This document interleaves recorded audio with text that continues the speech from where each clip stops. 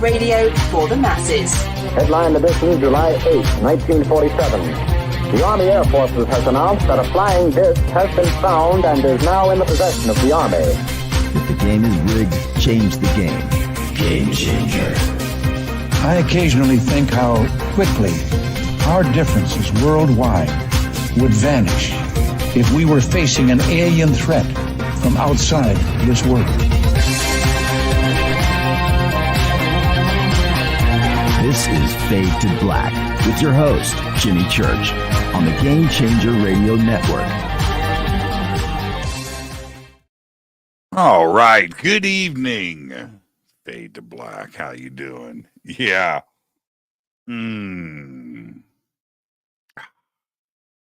River Moon Coffee. This is Fade to Black. Today is Thursday, July 18th, 2024. Now, if you are here expecting Daryl Sims, the alien hunter, Daryl is dealing with weather in Texas, and his internet is out. And hopefully, so we moved tomorrow night's Fade to Black special, the AMA AJA, to tonight. We've moved Daryl to tomorrow night, and fingers are crossed. Okay? All right. So there you go. Post your questions tonight in all caps in the chat right there on YouTube. And I think that's where you do it, right? You do it on YouTube. You could probably do it in Facebook as well, and it'll show up here. Post your questions in all caps. And there you go. All right. Monday, we had Kimberly Meredith on the show. She sent me an email today thanking all of you for reaching out to her and everything else. She's just giddy. So she wanted me to thank all of you for that. And then Tuesday, Brandon Alvis was here, and what a great conversation. And it was pretty interesting, not only the conversation and what he does as a producer and a director and a TV host and showrunner and all of that stuff, but the only opportunity I've ever, maybe I've done it more than once, but anyway, of doing an EVP, we got an EVP, and it was Brandon that recorded it, and we were standing in close quarters in the dark, Susan Slaughter, myself, and Brandon, facing each other. And when that went down, and he was holding the recorder between the three of us when we were asking those questions, and that was Brandon, and just a special guy, very, very talented, and that was just a great conversation. Last night we were off air. I was out on location shooting an episode of Acid for Squares with Cody Blue Snyder and Tanya Dahl. And it was absolutely amazing. And I kind of want to talk about that for a minute. And as we get the show started, again, post your questions in all caps and get that up and ready in the chat. And like I said, I believe you could probably post over on Facebook too as well. I've already I went through most of the questions. What am I? I'm babbling now because I'm highlighting everything. Just keep it in all caps so I can see it. Okay. And man, a lot of questions. Okay. All right. Okay. So we've got quite a few to go through just to start off the show. Now back to yesterday. So Cody and Tanya are friends, and they're great, and they've been on the show here. Cody, of course, is the son of Dee Snider, the singer for Twisted Sister, but Cody is a very, very, very talented writer and director, and his films are extraordinary. And if you want to check something out by Cody Blue, go look at his film April Fool's Day. Just go and watch that. And that is absolutely incredible. And I think there's a video. I think the video is available online of Dee Snider singing Mac the Knife. And that was directed, I think edited by too as well, Cody Blue. And just go see his talent. He's just incredible. And then there's Tanya as not only his producer and co-host and partner and everything. She is just insanely smart. Very, very smart. And so the three of us just sat down, and it was pretty interesting to see the style of things and how things rolled, because we just did like 2 hours live, multi cameras and all that stuff is, but he had his notes out in the beginning, and he had opened it up, and he's got a really nice leather book, and he's got, he's a man of style. Anyway, it was really funny. The book closed after like the first 2 minutes of the episode, and we just talked. And what was interesting about that conversation, and this is where I want to start things tonight and hopefully stimulate the questions in the conversation. Let's just hang out tonight and talk. In that, Cody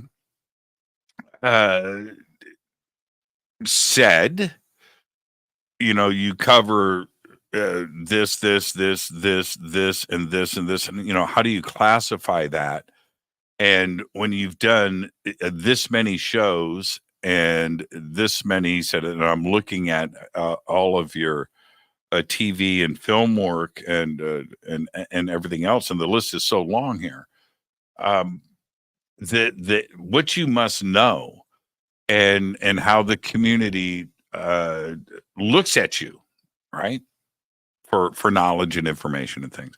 And it really got me thinking, and that started the show in a certain way. But anyway, it really got me thinking, and finding out this morning that we had to shift the AMA and Daryl Sims. How was I allowed to do this research for 50 years? Now, and this may sound personal, it's a little insightful and everything else, but it forces you, when you get a question like that, to reflect and answer that question for yourself truthfully. So I started to think about that, and I really thought about that today. And it's like this. I didn't have the normal, depends on how you want to classify normal. I didn't have a normal childhood. I didn't have a normal adulthood. I didn't have around me, I didn't have guidance. And what I mean by that is, I never, and I really thought about this. I never had a parent help me with my homework. Okay? I was on my own. I mean, all the way through. I mean, I don't remember. Now, I sat with my daughters and did their homework with them every night. I never had a parent do that. Mother or father. It never happened. I didn't have guidance. Life was left up to me. Now, I was always a good student. I got my homework done. But I did it on my own. I figured out my own processes, my own ways of doing things. I was unguided. And so when and I chose with that art. I really got into art. I got really good at drawing and drafting and technical drawing and graphic design. Did all of that on my own from a very young age. T-squares, triangles, templates, and I would just draw. I had drafting books and I would just draw, and I got really good at that and studied that through school and ended up. But at the same time, because I didn't have anybody to tell me right from wrong, or you should do this, or you should study this, or you should do that, or I didn't have that. And what I chose to do, that what interested me was the unknown, all of it. And how fortunate I was, because all the way through, this goes into adulthood. I came out to California 20 years old, 21 years old, didn't know anybody out here. I didn't have anybody around me to tell me, and I just did things my way. And what interested me, and it was always the unknown and the conspiracies and UFOs and ghosts and Bigfoot and the pyramids of Egypt, ancient history, the Illuminati, right? All these things.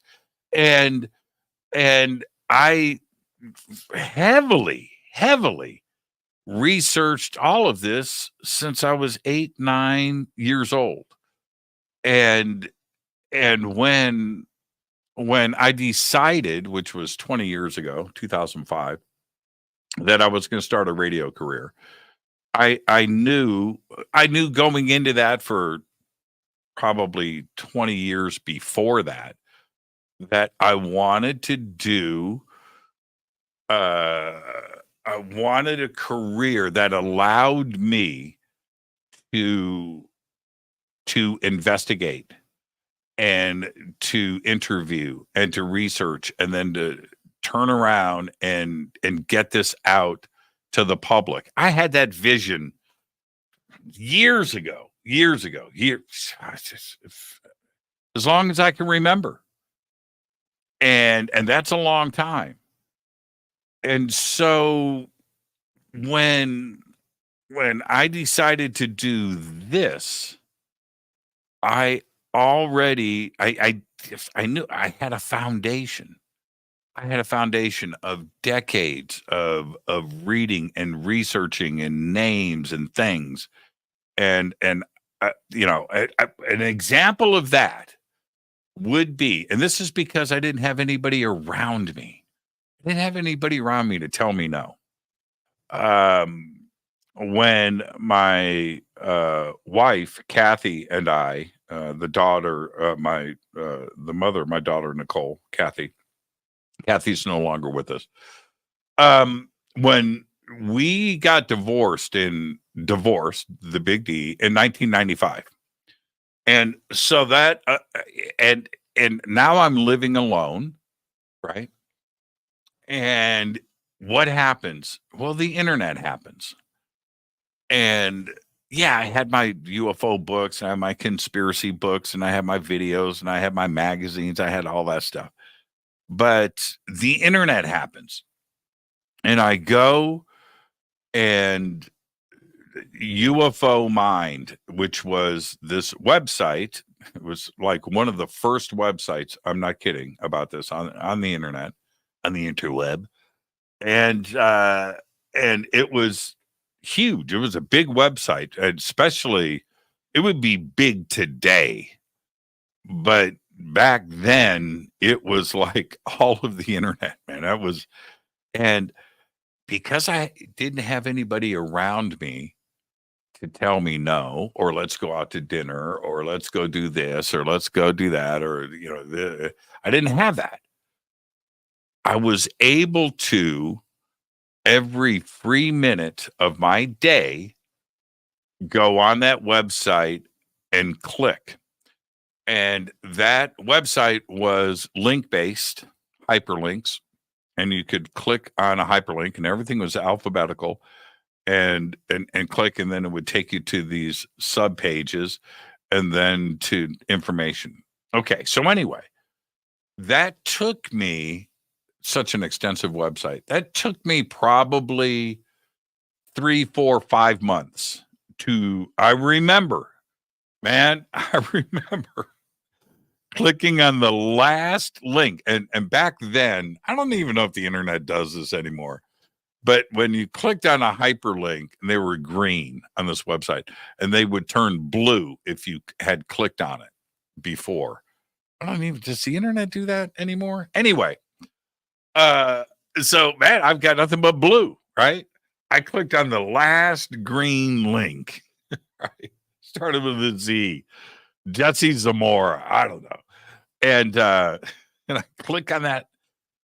Now, being able to do that and read every single thing that was available on the net around ufology and cases and locations and companies and the government and everything else. The UFO Mind was an incredible site.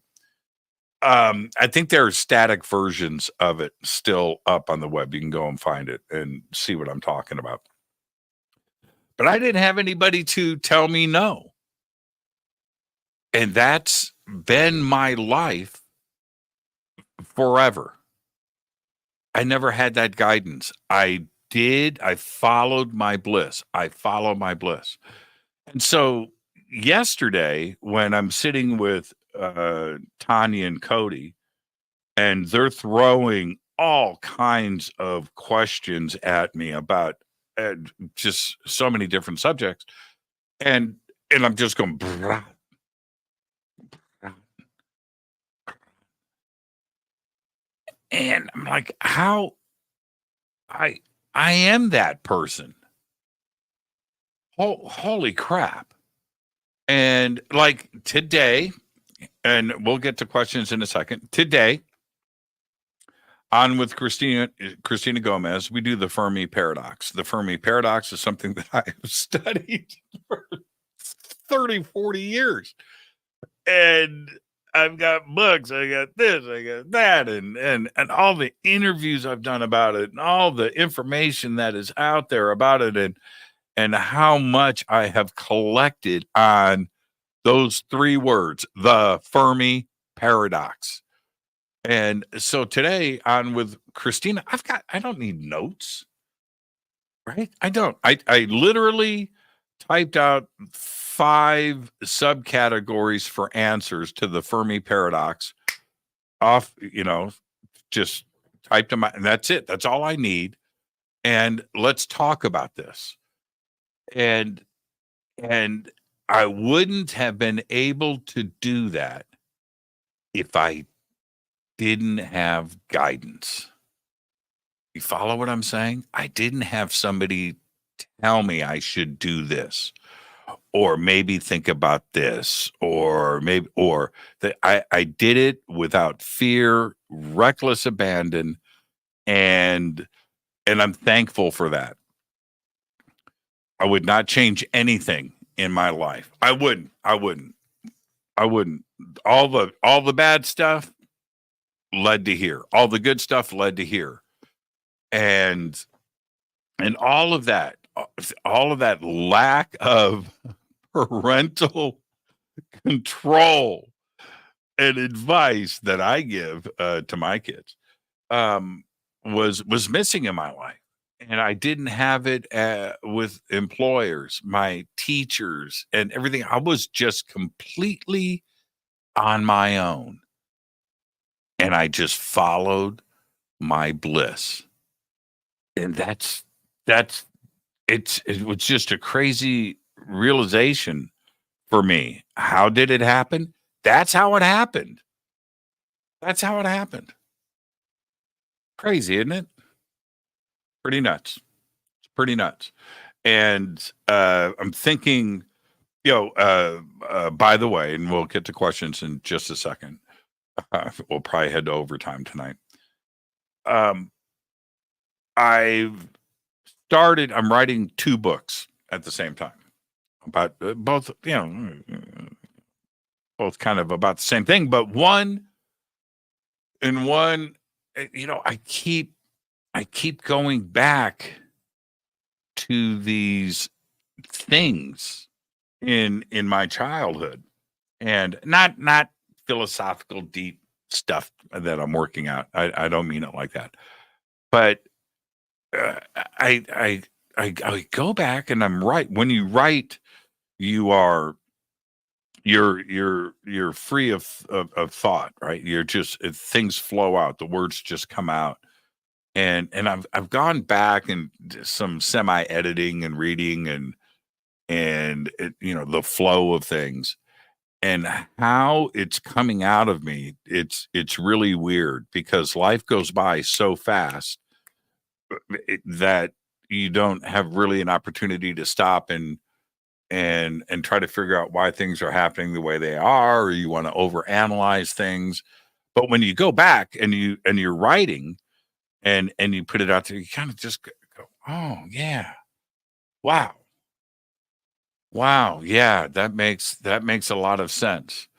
And it's really strange because 60 years, I've never gone and visited some professional or laid on a couch or talked to a friend or anything about this. I never have, because I've never had the time to stop and think about it.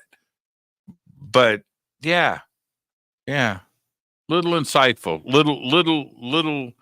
little brain work going on. It was very interesting. And sitting with Cody and Tanya yesterday and driving back late last night. It's a long drive from Los Angeles back to Palmdale, especially during rush hour.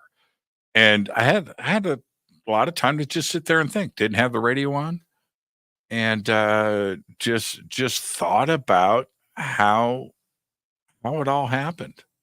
Yeah, it's strange. It's strange. Okay.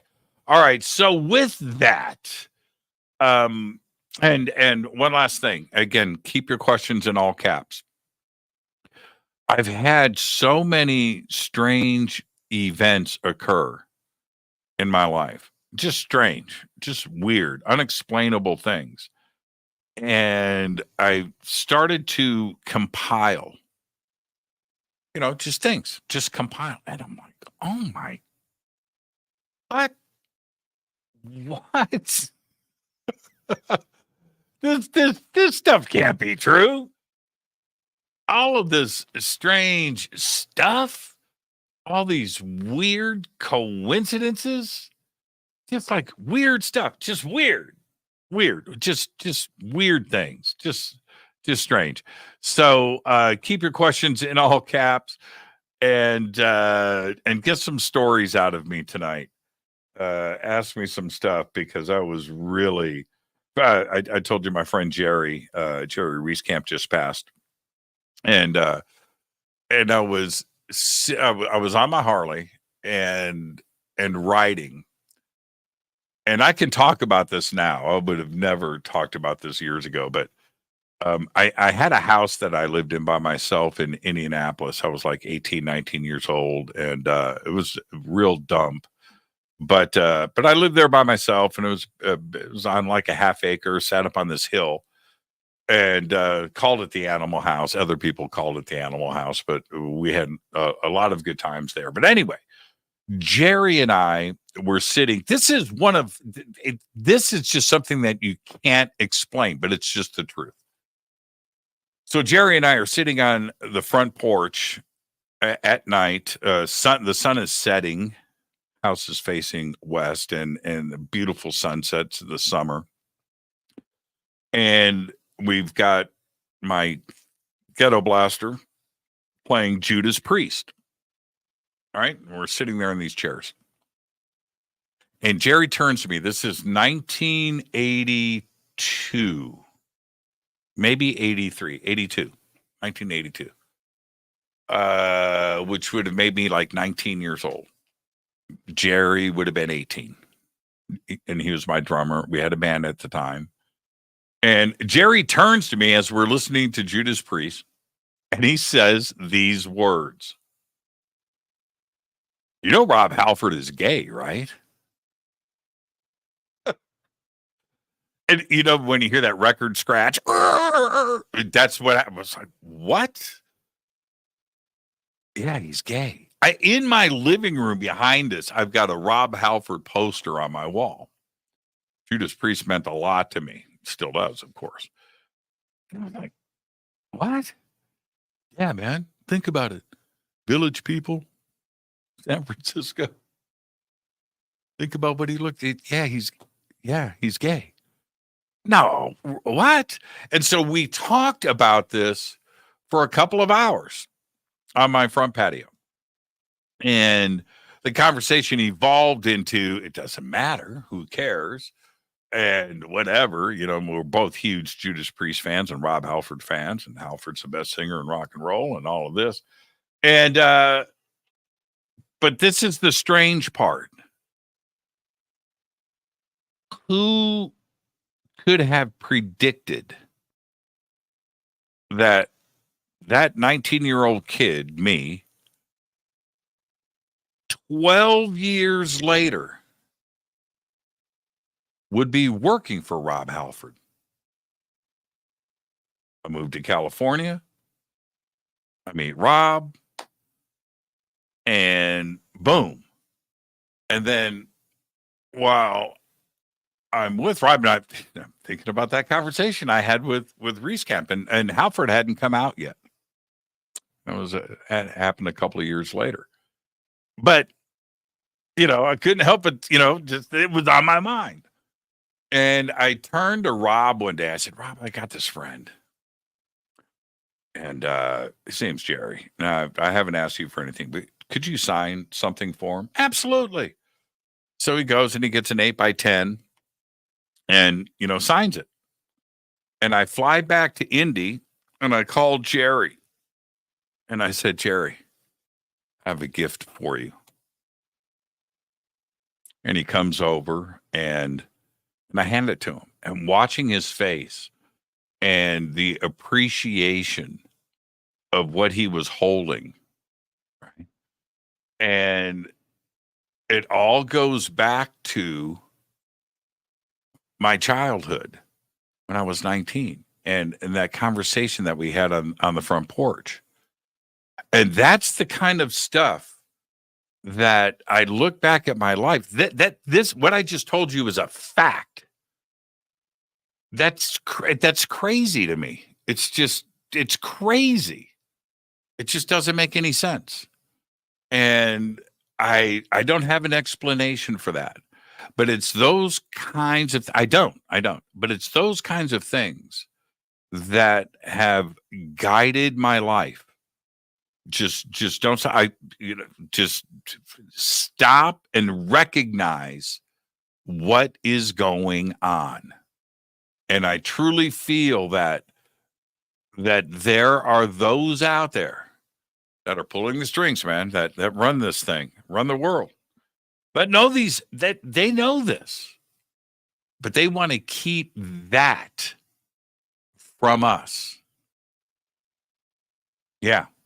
Yeah, there's magic out there happening. There's an intangible out there. There is some other reality out there that is just as real as this one. And the connectivity and the consciousness and quantum entanglement, whatever it is, I don't know. I don't have the answers. But it seems that all of that strangeness, and there's so much of it that we cannot explain. We can't. We know we have the facts, but we just can't get to an explanation of why. And when I tell you a story like that with my friend that just passed, Jerry Reese Camp, that's crazy. And we all have that in our lives. All of us have that in our lives. So don't tell me there's nothing going on. There is. This is Fade to Black. I'm your host, Jimmy Church. Tonight we're doing an AJA AMA tonight. Ask me anything. Put your questions in all caps in the chat, and I will answer them. If you don't put it in all caps, I won't see it. Okay. I simply won't see it. I will scroll past it. Okay. All right. All right. Now, the first question tonight, which is up, is not in all caps. I only saw it because it was the first post. So here it is. Julie. Hello. Who owns the pyramids in Göbekli Tepe? Some say it's BlackRock or NASA. You always create thought-provoking shows. Thank you. Thank you for the question, Julie. What did I just say? All of this ancient history. And if we go back, this is how twisted my thoughts are. If we go back to the very dawn of man, 200,000 years ago, Homo sapien sapien, right? We appear. There was tribes. There were tribes, right? Some strong, some weak, right? Some dominated, some got dominated. And a couple of those tribes started to gain control. Yep. Had the better food, the better skins to wear, right? Knowledge. And that domination continues to this day. There are those tribes. Yep. So when you talk about Göbekli Tepe or the pyramids, think about what I'm telling you. Think about that. And it's not BlackRock and it's not NASA. That's child's play. It's something much deeper. All right, next question. Renee Newman. Renee, how you doing, Renee? Thank you for everything. You're the absolute very best. Jimmy, how many Harley shirts do you own now? I don't know. I don't count. I don't know. I don't know. It's an obscene amount for sure. Just like anything that I do when I get into it, I've got a lot of watches that I've acquired. I've got a lot of watches. I don't buy them like I used to. But I've got a lot of when I get into something. I've got a lot of Adidas shoes. Got a lot of T-shirts. I've got a lot of guitars. When I get into something, right? When I get into it, I go all in. So, cameras, right? Okay. So I'll show you. There's one. There's two. There's three. I could get away with one Black Magic camera, but that's not how I do it. No. Do I use these all three cameras all night long? I don't.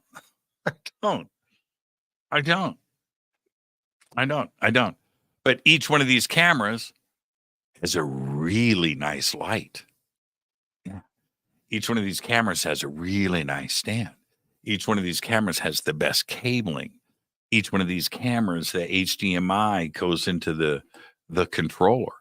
I don't have one curved monitor. I've got three, right? On three matching hydraulic stands. It's the way I cannot. It's the way that right? And so right now, it's hard. I've got every band shirt. Every band that I love, I've got like three of their shirts, right? There's no more shirts for the band shirts.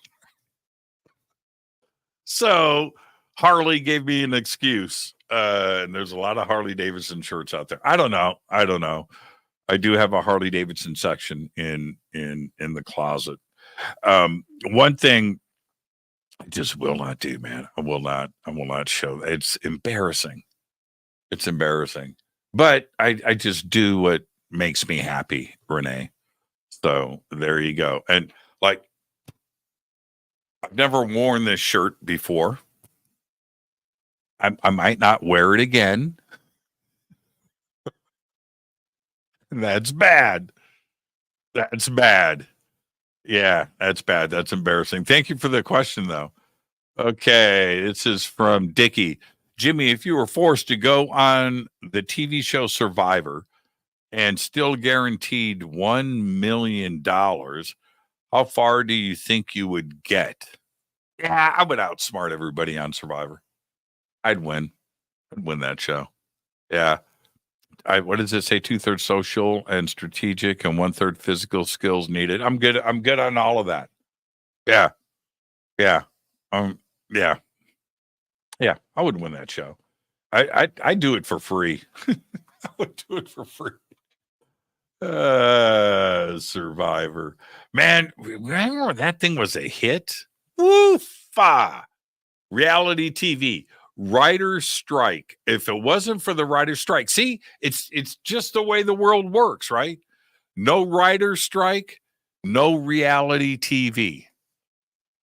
Yeah, we would still be watching Friends and episodic written TV. If it wasn't for the writer's strike, there would have been no Survivor. And what was the one where they were all in the basement? What was that called? Big Brother or something? I watched all that stuff. I did. It was new. It was fresh. Okay. All right.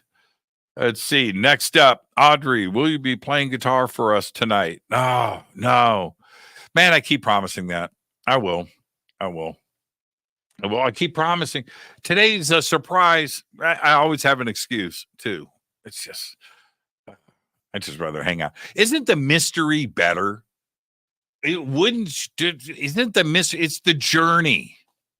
So keep asking, and I'll keep coming up with the excuses, and it'll be our little thing, right? It'll be our little thing. 10 years from now, we'll be doing the same thing.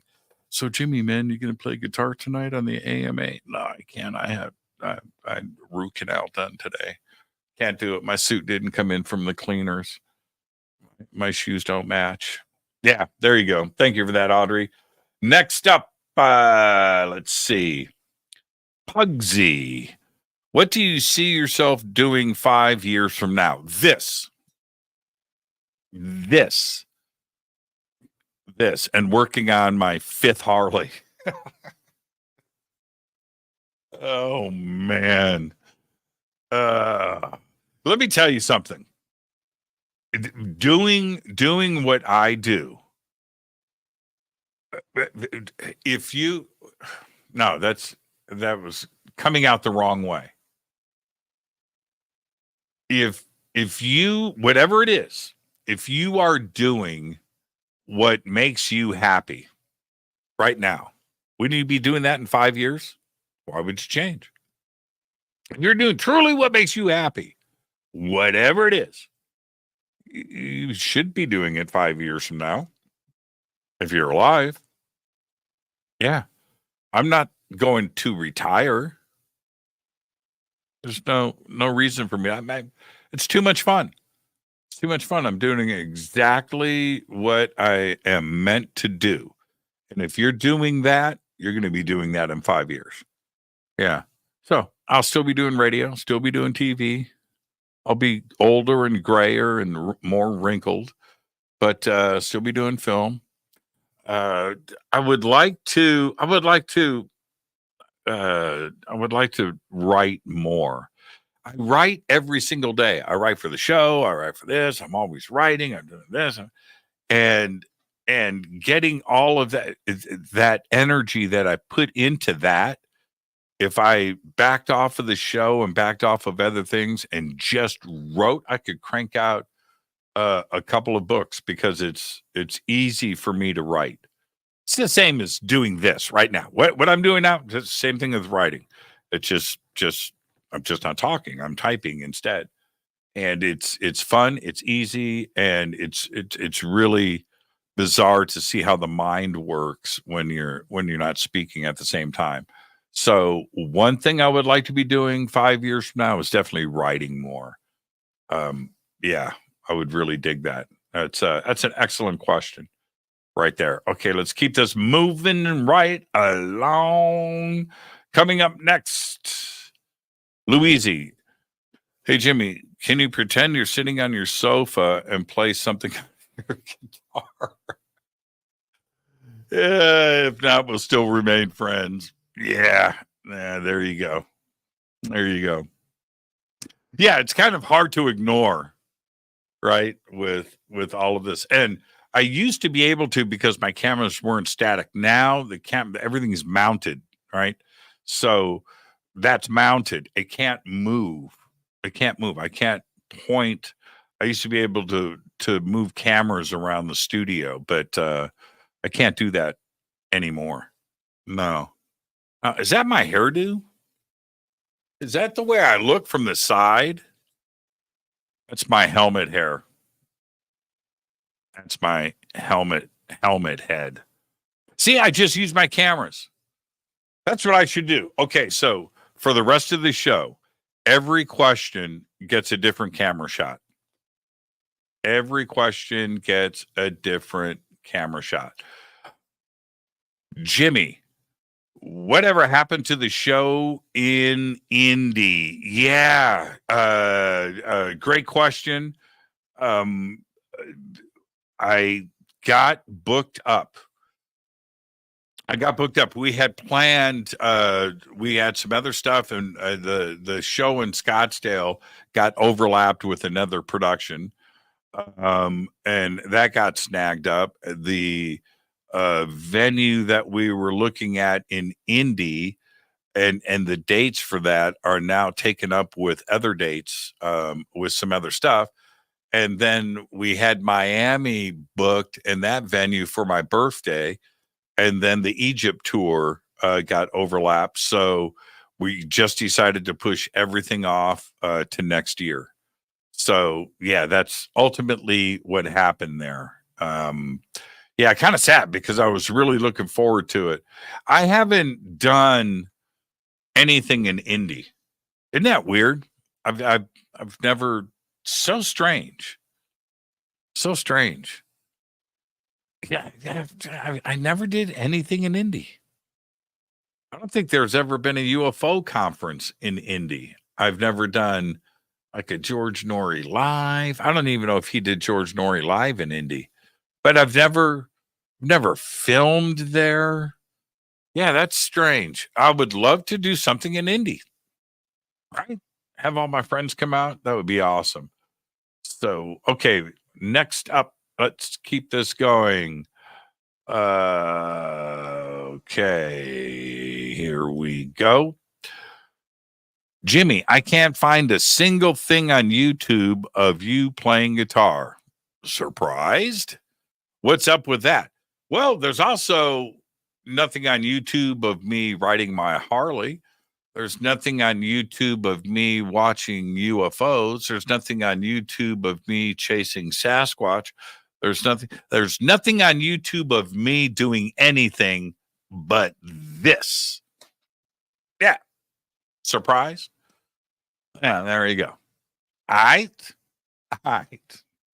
Oh, wait. No, wait. Didn't I do a video of, did I do a couple of guitar videos? I did one of yeah, there is. Stop with that. I forgot. Yeah, there's a couple of videos out there. I did one with the Flame guitar. I did one of the Yngwie Mini Strat. It seems like I did another video too. I don't know where those are, but they're out there. Yeah, I've done it. Okay, next up. Dolly, Jimmy, if I can go to only one conference next year, which do you recommend? Conscious Life Expo. Now, there's reasons for that. Okay, because the Conscious Life Expo, Contact in the Desert is cool too as well. But Contact in the Desert is UFO centric. Okay, I've tried to get Contact in the Desert to branch out a little bit, but it's a UFO centric conference. There's other stuff there, but basically UFOs.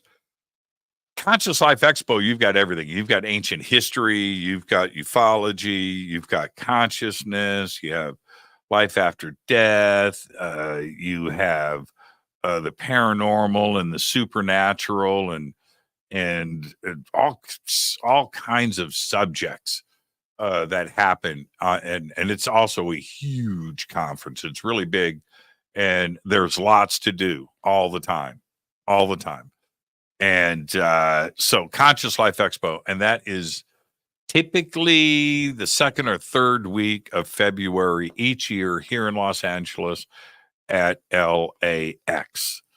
All right. So Conscious Life Expo. Yeah.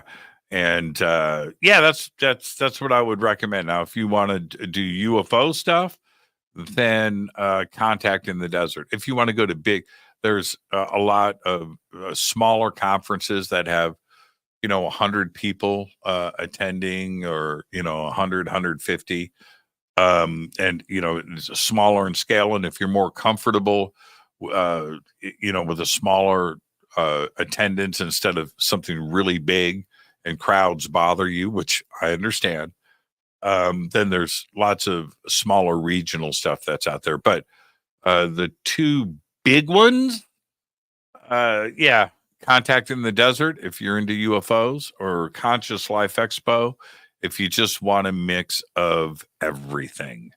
So I hope that helps.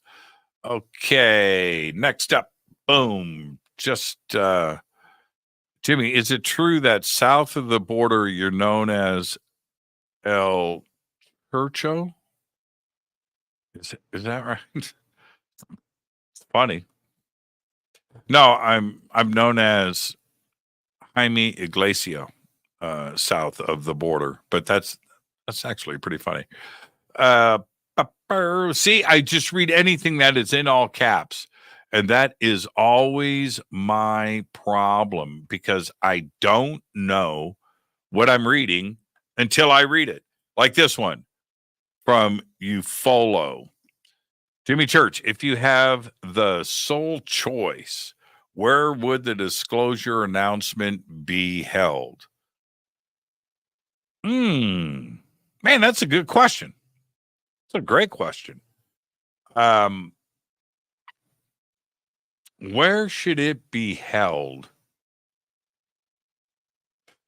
So here it is. The politically incorrect thing to say for our community would be the United Nations.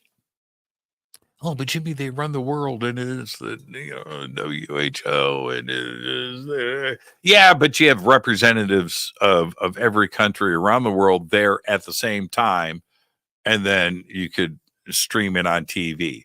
It seems like the fair, prudent thing to do, because it's a worldwide thing. We always joke about the announcement coming from the White House or the Oval Office, and that's always the way it's portrayed on TV. Maybe ET would do it here on Fade to Black. That'd be, if I had sole choice, I could do it anywhere. We'd do it right here. Right here. I'd have my little ET brother. Right, my little ET brother. We are not alone. I used to have one of those. I still have it. It's in a box. I have a Mars Attacks, dude. I'm a Martian. I have a Martian. The United Nations would seem like yeah. The Oval Office, that's TV. That's Independence Day. The White House press room, that's Independence Day, or whatever. We've seen that in so many different movies and TV shows, but it's not a United States thing. It's an Earth thing. So maybe the United Nations, or right here on Fade to Black. That is a great question. Let's see. What do we have here? Starship. Hello, Mr. Church from Florida. Hello to you. Hello to you. That's what I get for not reading it. Oh, this is from earlier today. Now, I read this because it's half quotes. I think the quote you and Christina was looking for was, the universe is a pretty big place. If it's just us, seems like an awful waste of space. Carl Sagan from the book Contact. And you are correct, good sir. Let's see. Richard Minish, did you see the info about Fitzpatrick being caught in a lie again? Is that breaking news? When did that happen today? I missed it if it happened today. And just so you know, all right. Today I had to do a bunch of test rides in between. Now, I had 3 shows I did today. I did the news, I did Christina, and of course the show right now, and the prep and all the work and everything that goes into each one of those, right? And I couldn't have done it without Renee and Drew and Justin. Man, and just thank you guys for everything that you guys do. Okay, so anyway, I got a new pair of motorcycle boots. My old ones are fine. I like them. But I saw these really cool, they're called Hagermans or something. They're these Harley boots, and they have a white sole. I don't like heels. I want flat bottoms, and I need to have a zipper.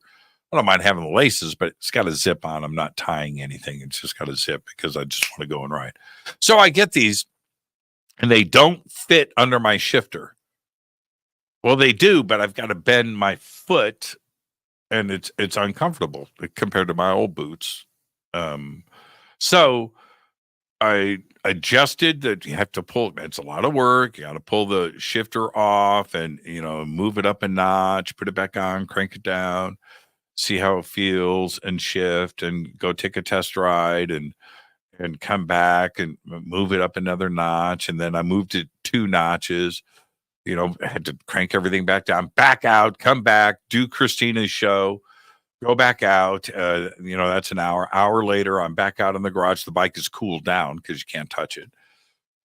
So now it's cooled down, pull the shifter back off, move it back down a notch, put it back on, cranked it down, changed my boots, went out, went for a ride, and it's okay. It's okay. Came back, changed back to my old boots, and went out, and I'm still cool. It shifted fine before that. But that's why today I didn't go and check out the latest Fitzpatrick news. Maybe you can put something up here and let me know. Okay. Teddy Boren, Jimmy, what year is your scooter? It is a 2023. Man, I had to think about that. This is 2024. It's 2023. I wanted 2022 because of the spoke rims. I couldn't find the right one, and so I went with the 2023 and ended up, as everybody knows now, I changed the rims. Went with had to get those mags off of there and put the spokes on it. Anyway, mine's a 2023. I got it in December when I got back from Peru. I got back from Peru at December 1st or something like that. I got the bike that week. And so there you go. So it's a 2023, right before the 2024s came out. So 2023. And I put 5,000 miles on it. Yeah, 5,000 miles in 7 months. That's a lot of riding. Considering all the travel that I do, that's how much riding I do. Yeah. That's how much riding I do. So it's a 2023. All right, so let's see. Next. From Elsa, Jimmy, if you had a strong love vibe, I do, but we're told she or he was okay.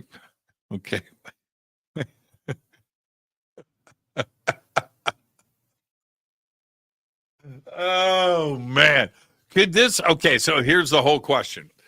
If you had a strong love vibe, but we're told she or he was Pleiadian or another alien origin, would you still pursue it or run? asking for the Seven Sisters. So it could be Andromedan, right? Zeta Reticulum, right? Could be something else. I, I, it's a great question. I would never care. I would never consider it. I would never consider. It wouldn't matter to me. It's who the person is. It doesn't matter. That's like, you know what? I'll give you an example. If somebody said to me they were from Colorado or Georgia or Ukraine or South Africa or Chile or China or Taiwan or Germany or whatever, would that? No, none of that matters. So Martian, Pleiadian, doesn't matter to me. Wouldn't matter. Wouldn't matter. I would never even. No. It would just never enter my mind. If you knew the people that I hang out with, men and women, and the stuff that we talk about, some people might cut and run. Me, I'm just like, let's go. Let's go. Let's go. Let's go. Most people cannot wait to tell me their story. Man or woman, it doesn't matter. Cannot wait. And I am all ears. I am all ears. Most of the time. Let's see. Up next. Jimmy, why don't you put a camera? Oh, I was supposed to do this. Jimmy, why don't you put a camera in your shoe closet so you can catch your ghost red-handed? No. And that's from Jan. Jan, okay. Listen. I don't want to see it. I don't want to know. I have, as a matter of fact, I could go out during the break. Maybe I will. And I will show you the motion capture high def system that I have. That's right. I've got 3 high def Wi-Fi motion activated cameras that Wi-Fi into a hard disk central recorder. And I'm not going to now. Could I? Yes. I could set something up on the stairs. I could set something up in which is why I got it. I'm not going to lie. I could set 3 cameras up and have that thing rolling all the time and catch stuff. And so I get it and I have it. It's still, I've got the box. And I thought to myself, I don't want to know. And this was after I said many times on the show that I don't want to know. But I still went and bought the system. Outside of my house, surrounding, if you ever get the chance to come over to my house as a guest, you will see that every side, every angle of my house is videoed. All of it. That's it. And there's, I need to feel safe and secure, and they're running 24 hours a day. And I am able to, when I'm not at home, I'm at the supermarket, I can look at my house, every camera, every view. And if something is moving, everything is always recording. But if something is moving, then it goes right live. And I see what's moving in the frame. Amazon, Jehovah's Witness, somebody in my driveway, whatever, car pulls up out front. I'll get a notification for that. But inside the house, I've decided to let that go. I don't want to see it. I don't want to see a ghost coming down my stairs. I don't know. No, I don't want to see the shoes. I don't know. No. So I have the camera. I'm not using it. Yeah, I just feel that way about it. I mean, what do I do with that information? What do I do with it? I post a video and it goes viral on TikTok. I don't need that. Do I need to go into freak out mode and watch it over and over again and lose my mind? I don't need, I don't. It's bad enough to see those shoes in the morning. That guitar that fell down, right? When this poster fell down, right? When the stuff moved twice now has moved from underneath the workbench, which now I keep covered up, by the way. I covered that thing up. I don't want to see it. I don't want to see it. I don't want to see it. All right. What scares you about the future? And that's from Lord Nelson the Great. What scares me about the future?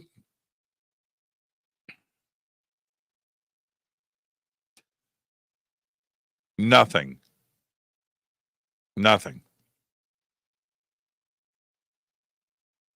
I think that we're in good hands. And I think that we got through the scariest moments that could have affected the future. Believe it or not, we made it through it. We made it through the missile race. We made it through the Cuban Missile Crisis. There are many moments around this planet where crazy stuff has happened, and we've managed to survive all of that. And with that, the old guard, it's called the cycle of life. I'm not talking morose. I'm not talking about anything that nobody's not aware of. People die, right? Those crazy thinkers, old school ways of doing things. It's the cycle of life. New generations come up. And right now, the generation that I never thought would make it into adulthood is mine. All right. The Breakfast Club, the John Hughes era, 1981, 82, 83, 1978, 79, pot smoking and rock and roll and BMX bikes and that generation. I'm 60. We're the ones that are running things, and then the generations below and below and below. It's a different mindset. And that's who's going to be running the world tomorrow. That's who is starting to run the world today. And I'm not that freaked out. Climate change, if it it's all debatable. It could be cosmic, it could be man-made, it could be a combination of both. But the generations that are coming up, they are fully on top of that. And nutrition and food and great amount of empathy and self-awareness and stuff. And so I'm not worried about it. The old guard is just going to eventually just die off, and you have the thinning of the herd, and the next generations are going to rise up, and I think the world's going to be in a really good spot 20, 30, 40 years. I wish I could be around to witness it. Yeah, I think we're in good hands. Okay, now let's take a quick break. This is Fade to Black. Tonight's an AMA AJA that was scheduled for tomorrow night, our special Friday night show. We're doing it tonight because Daryl Sims lives in Texas, and he's having weather issues like everybody is in the great state of Texas. and his internet is out. Hopefully, it'll be back tomorrow. So tonight we're doing the AMA. I'm going to take a quick break, and then I'll be right back.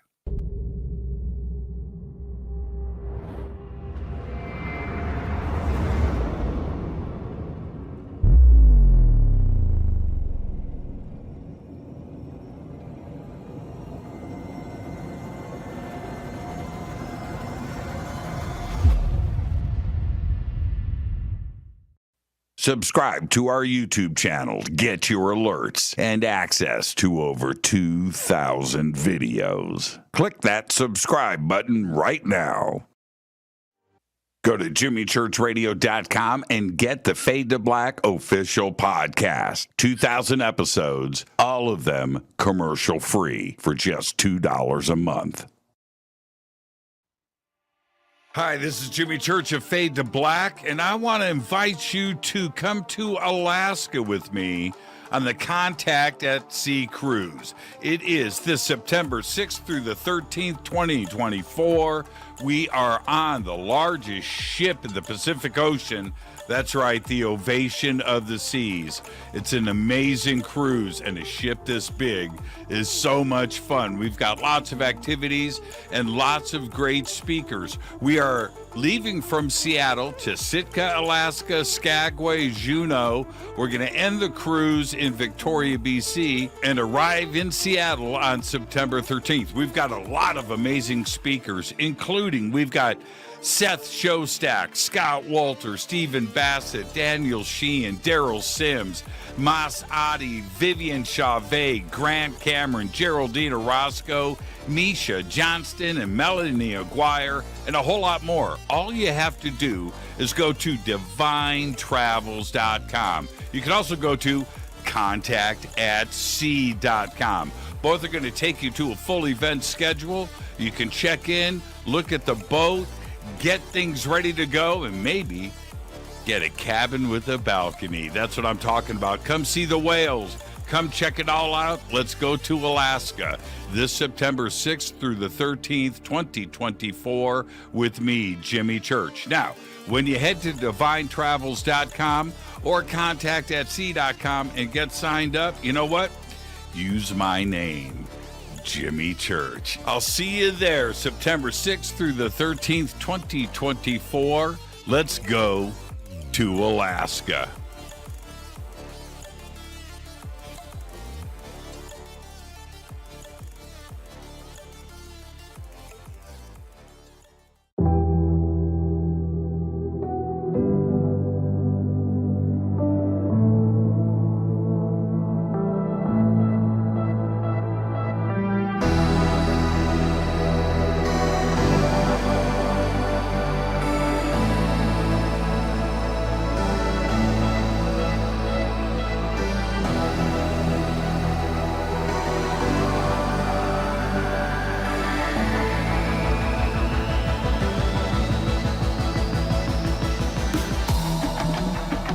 This is Jimmy Church. Please visit and explore Egypt this October 3rd through the 14th, 2024 with Billy, Elizabeth, myself, and very special guest and the #1 podcaster in the world, Sean Kelly.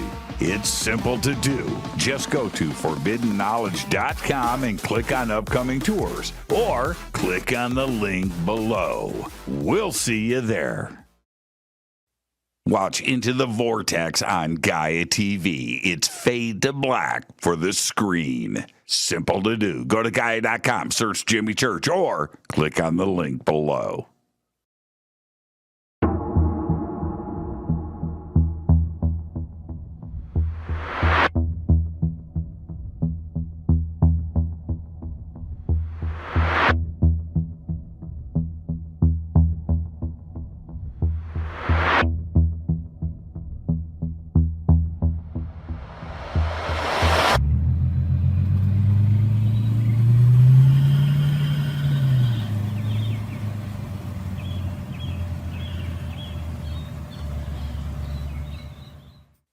Follow Fade to Black on Twitter at JChurchRadio. Get all of the show updates every single day. It's now called X, but who cares? How you doing? Jimmy Church here. Special announcement. Get your Fade to Black T-shirts. That's right. Help support the show. Help support everything that we do over here. We've got 2 T-shirts. We've got 2 ways to get them. Get your Fade to Black T-shirt today. Go Backley Tappy. Go to jimmychurchradio.com and become a Fadernaut. Get a membership. That's right. Everything is commercial free. You have access to downloads, and you get to call yourself a Fadernaut. River Moon Coffee, makers of the Fade to Black blend. Truly the best coffee on planet Earth. Just visit rivermoonwellness.com or their Amazon store. It's all simple to do. You can check out the Fade to Black blend, the Game Changer blend, or any of their Black Moon Wellness products. It's the only coffee I drink. It is the best, and it's Doc. Again, rivermoonwellness.com.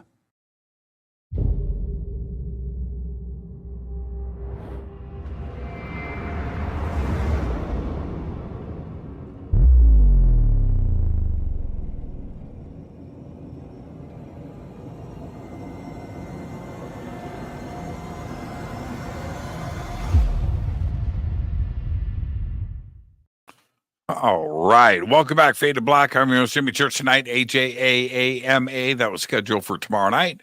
We're doing it tonight. Daryl Sims dealing with weather in Texas. His internet is out. Hopefully, it'll be back tomorrow. Okay. So post your questions in all caps. And I'm just scrolling through and grabbing these. And let's just go. I can see overtime happening tonight. This is from Dennis. Dennis, how you doing, man? Now that you've answered my question do I get another question? Dennis, out of everybody that I know, well, you and Bill, right? John aside, Jessica, both Jessicas. You guys can ask as many questions as you want. Dennis, you know that. Dennis has been with us forever, man. Dennis gets credits after every single show. Dennis asked me a question. Okay, let's go to the next one. And here we go. From Damon, can I please have your autograph? Of course you can. Write me an email. Sometimes I don't do it all the time, but with T-shirts, some of you have been lucky enough. I have some color cards that I'll sign and postcards that I pop in with the T-shirts. I should do it with every T-shirt, but shoot me an email, Damon, with your address, and yeah, man, you can have my autograph. All right. Okay. What's that? Ladak 9. Jimmy, do you remember if your house was haunted before you got the glass skulls? I've had the skulls forever. Now, you know, in my old house, which I've sold, but in my old house, not a terrible amount of paranormal activity went down there. Not this situation here is just off the charts, and it is what it is. But anyway, but I had skulls at the old house, and most of those skulls are in this house. So the answer to that would be no. I moved into a haunted house. It was already this way. Maybe that's why the other people moved out. I don't know. The only thing that happened in the old house where I had the skulls, not the only thing. There were a couple of things, but not like here. This is a TV show. What goes on here? But one night, after Fade to Black, and this is a long time ago, you know, probably 8 years ago or something. And that studio, just like this one, is soundproofed. This studio here, it's all the wall, everything, all the way, everything is soundproofed. So it's very quiet, like dead quiet. Like there's nothing, right? Okay. So I wrap the show and I take off my headphones. And I'm sitting in the utter dead silence. And one of my guitars, and my back was to it. I was facing this way, and one of my guitars behind me drummed. Yeah. Yeah, that I freaked. And I remember I turned around and I looked, there's a lot of guitars hanging there. I'm like, which one of you, what? And I'm looking to like it was strummed, ring, and nothing dropped. And I'm sitting here trying to figure out how that happened. How did it get strummed? I still don't know. But something, if it was like physical, would have to have gone sideways across the room and strike the strings and do it softly, strum and ring. I don't know. But that happened with the same skulls that I have here. Yeah, I moved into a house that is haunted. It's just the way it is. All right, next up, Marty, on your bike rides, have you been up to Sespe Creek? Okay, so that means Marty's asking me about something that's around here. All right, so let me move this over here. Sespe Creek, where is that? Sespe Creek. Okay. All right. I'll just put California. Okay. So there it is. It's a stream in California, and it's okay. All right. No, I haven't been over there. It's pretty long. That's a pretty long creek, and it starts at Castaic Lake. And it looks like it's also okay. So is that all Sespe Creek? Oh, that's the Santa Clara River. Okay, not that far from me though. I would say Sespe Creek is approximately, so it starts there. Is this still Sespe Creek? No. So it starts, Sespe Creek starts in Santa Paula. It's the Santa Clara River on the other side. What is there, a dam there or something? It looks like. In Fillmore. So that's probably from my house 5, 10, 30 miles from me. But no, it looks beautiful though. No, I have never done a Sespe Creek. So you're suggesting that I do. And the question is, why? Is it haunted? But no, I've never been over there. It's a beautiful part though of Southern California. I love that area. Okay. Let's see what we have next. Starship 74 says, if the UFOs and the aliens have been with us, how can they even control why we can't see them with our own eyes? Okay, let me read this again. Starship, I think I understand where you're going with this. If the UFOs and aliens been with us, how can they even control why we can't see them with our own eyes? Okay, now that's actually a great question. And for a lot of different reasons. Oh, that's actually a great question. For a lot of different reasons. All right. Now, there's probably an infinite amount of correct answers for this. Okay, that all could be true. And stating the obvious, extra dimension, something interdimensional. Well, if they're controlling coming in and out of a dimension, then we see what we see when they're here and then they're gone. They're controlling that. Is it possible to have some type of invisibility, some type of cloaking, which I think is all very simple to do? And I'll give you an example of that. We have the technology right now. So let's say I don't have, I was going to hold up a piece of paper, but so you have a cloth or a piece of paper, and then you have a camera. Let's say that this is a camera, and the camera's facing out, and then whatever the camera is photographing behind the paper, it is, or material, or a ship, or a wall is now projected on that wall. So you'd be seeing. So what if I held up a piece of paper and this camera is pointing at the guitars behind me, and I hold up the paper and it's now showing the guitars.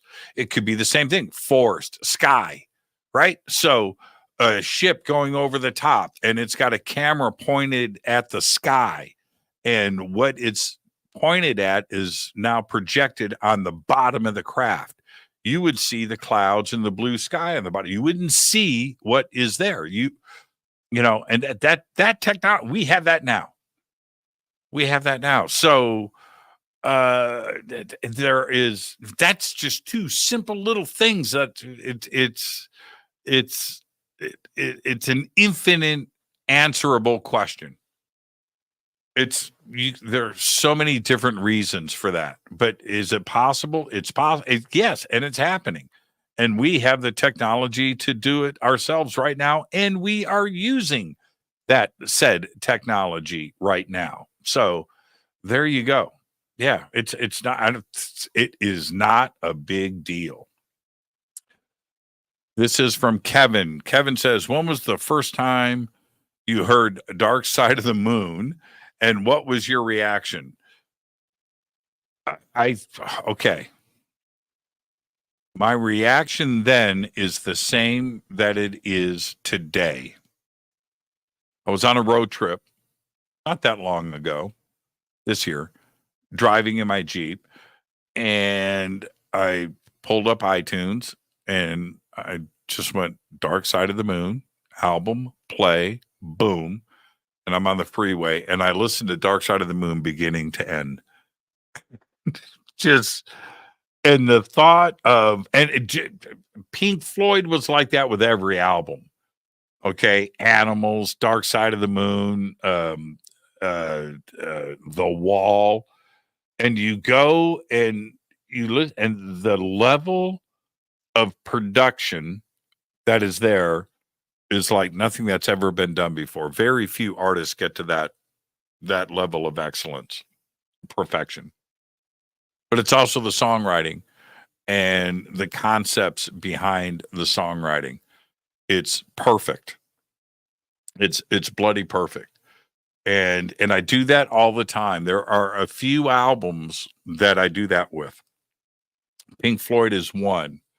Steely Dan Asia is a perfect album. It's perfect. The level of production. PIL, Public Image Limited album. That is a perfect record. Frank Zappa, Joe's Garage. Perfect record. The first one, Acts 1 and 2 and 3 is what it's called. Perfect record, level of production, and you can listen to it front to back. I can do that with Zeppelin too. Also, Black Sabbath Sabotage is another album that is perfect. Black Sabbath Never Say Die. Black Sabbath Technical Ecstasy. These are perfect records that you can just listen to the albums in their entirety. Of course, different Van Halen things, but and there's a lot of albums that I look at that way. So Miles Davis, Kind of Blue. Miles Davis, Bitches Brew. just beginning to end. Just the entire thing is, and with each one of those albums that I just mentioned, like Steely Dan Asia or Kind of Blue or Sketches of Spain or PIL album, they were written, as a whole, and you can hear the artist intention. You can hear it from beginning to end and where they were at that point in time in their lives. And you certainly get that from Dark Side of the Moon. And then look at when you especially from that era. So Dark Side of the Moon, and then you fast forward and listen to The Wall, and and listen to concept albums, but listen to The Wall and listen to how different that approach is. The level of excellence is there, right? It's right there, but just listen to that.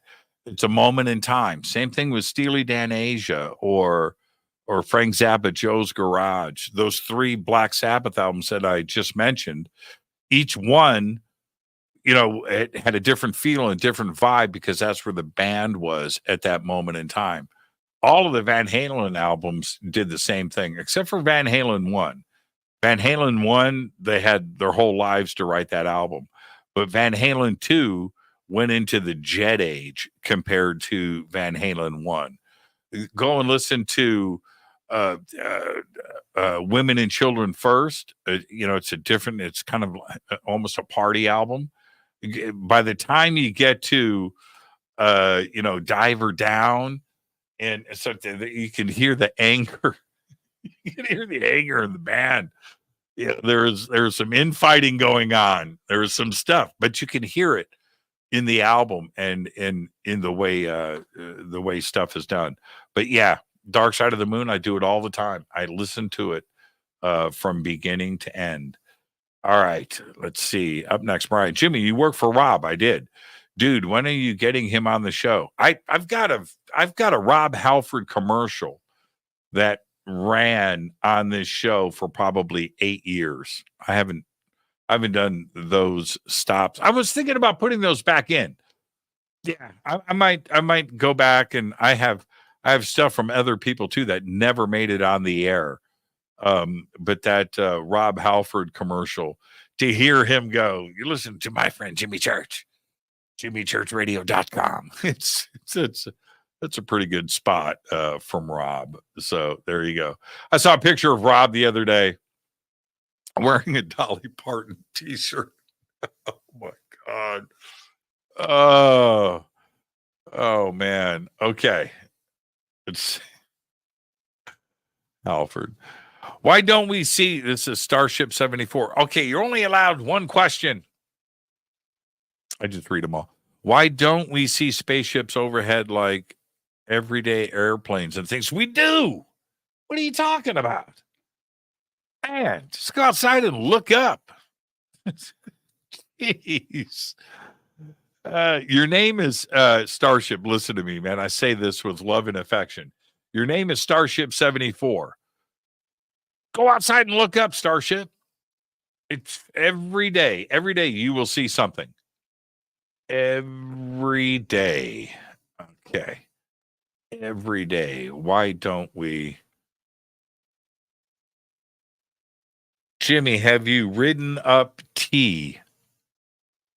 I don't know what T is. Just play the damn guitar, Jimmy. Okay, here we go. All caps. When is the Aero 2024 Part 2 report coming out? I've heard yeah. I can't say. I don't want to be wrong. I don't want to be let other people say that they have the insider news and let them go and do it. We'll have to wait and see. The next version of the report will not be written by Sean Kirkpatrick. So we've got that going for us. So think about that. All right. Let's see. Jimmy, do you have any phobias? Not really. Not really. No, not really. I don't. Claustrophobia. Yeah, I'm claustrophobic. And I didn't used to be. I used to kind of laugh at people that would talk about it. And it started to enter my life, the feeling of it, probably 7, 8 years ago. I never had issues with it. But I remember we were going somewhere. This is a while ago. And we're getting into a multi-passenger van, and there's like 15 people. And I go and get in. I get in the van first. I should have just gotten the front seat, but I didn't. Today I'll just do it. I don't give a crap. But anyway, so I go and I get in the back row of the van, sit in the back, and everybody loads in. There's 15 people in front of me. And the doors close, and it hit me. It's just like, oh crap. Oh man. And it was all enclosed. Planes and all of that stuff doesn't freak me out. Now, mostly because I fly first class and I'm in the front seat and I've got things going on. But I don't know if I could sit in the back of the plane and, windows, back. I don't know. But anyway, so I'm in this van and I freaked. And then right after that, I watched a video of Andrew Collins discovering the cave underneath the Giza pyramids. It's a 3-part video. I've talked about it a lot, and if you haven't seen it, go and see it. Anyway, caves under Giza, Andrew Collins, search it. It's 3 videos. And I'm watching that video, and I couldn't finish it. I'm talking about hyperventilating, like I can't watch this. And so yeah. And so now it's things that you kind of got to deal with doing what I do, and you're out there with a group of people and you've got to be first in the cave. I got to be first. And I can't show fear. I can't freak everybody out behind me. I can't do that. I got to just be the dude, man. I got to go in and face it and get it done. That's it. But if I have a phobia, it's claustrophobia. Yeah, that's a great question. All right. Let's see. Can we listen to your 80s band somewhere? I have that stuff on CD. I have all of it. And my brothers have it too as well. They tortured me with it. I don't know if any of that stuff has ever made it onto the interwebs. There's a lot of it though. There's a lot. I did a lot of stuff. Okay, let's see. This is great. See, this is just hanging out. Hanging out. Let's get to personal stuff. Like this one from Holly. Jimmy, what is your favorite meal to make? My favorite meal. They're all the same. But right now, I'm in a shrimp scampi mode. I'm perfecting that. I love grilling. Anything on the grill. Chicken, ribs, steak, doesn't matter. Corn, bread, fish on the grill. I enjoy all of that. Iron skillet, red hot with the steak and things. I like making. I love Italian. I've got a pasta maker, so I can do that. I can make my own pasta, and I've stuffed my own ravioli, which I did the other night. It was really good. Yeah, I like making red sauces. I like the Italian side. I like Mexican food. So they're all kind of the same. They're all kind of, yeah. It's really strange. I like marinating my own meats. I've got that down pretty good, pretty good. And when I have guests over at the house and we're barbecuing, and they'll watch me make the marinade and get that going and bag it and put it in the refrigerator. They'll watch me do it. Yeah, yeah. And I enjoy it. I'm a genuine, real foodie. Yeah, yeah. I truly am. I truly am, and I'm not scared of cooking anything. There's Sespe Creek again. I just see that. Um, Roger White, Jimmy, would you shave your beard? Yeah, I don't care. I used to shave it all the time. So what I would do, I mean, all the time. Have I done? I've done it recently. But see, it grows so fast that I can shave it. I can shave it off on Thursday and grow it back by Monday, and you wouldn't know. You wouldn't know. But yeah, I shave it. I shave it. I go clean all the time, all the time. And I used to. I haven't done it as much anymore, but I used to shave different parts of it and get artistic with it. I don't do that as much anymore. But yeah, I shave all the time. Take it all off. Yeah. You guys want to see me without a beard next week? Should I shave it this weekend? Just take it all off? Doesn't matter to me. I look a lot younger. I do. I do. And it's weird too, because when I shave, I have so the wrinkles that I have, like these two, right? I don't have any wrinkles on my face anywhere, but I have this. But when I shave this off, right, and I go completely clean, I don't have any wrinkles. Man, it's weird. It's weird. I look a lot younger. Yeah. Yep. Okay. So wow, that's a great question.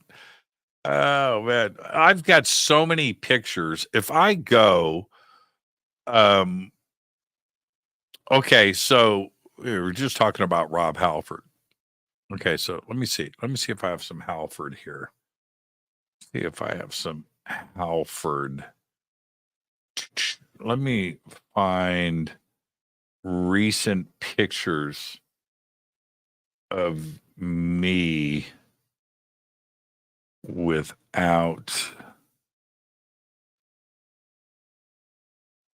Wow. Okay, that's too old. That's too old. Okay, I was hoping for something else. Okay, wait a minute. Wait a minute. Hold on. I just stay with me. Uh, uh, uh,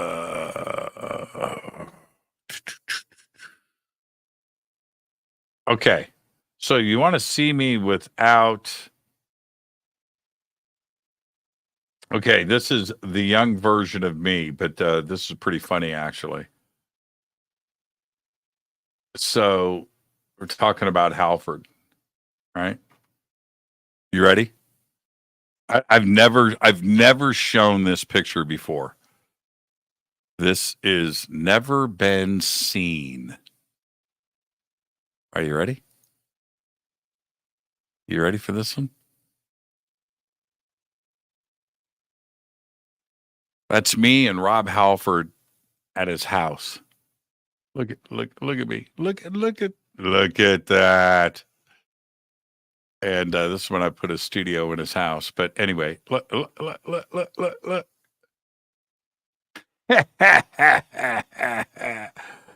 And there you go. Let's see. Look at that. Look at that. Huh? Huh? See, so I've always had that vibe. I've always had that vibe. So, man, these are crazy. Yeah. So I don't know. It's at some studio somewhere. There's Tiffany. You guys remember Tiffany? Look at that. Look at, man, I was just a handsome dude, huh? That was when Mark McGwire hit his home run. That's wow, that's me right there. It's at my house in Pasadena. Let's see. Mark Stykos. That's in New York. That's probably 30 years ago.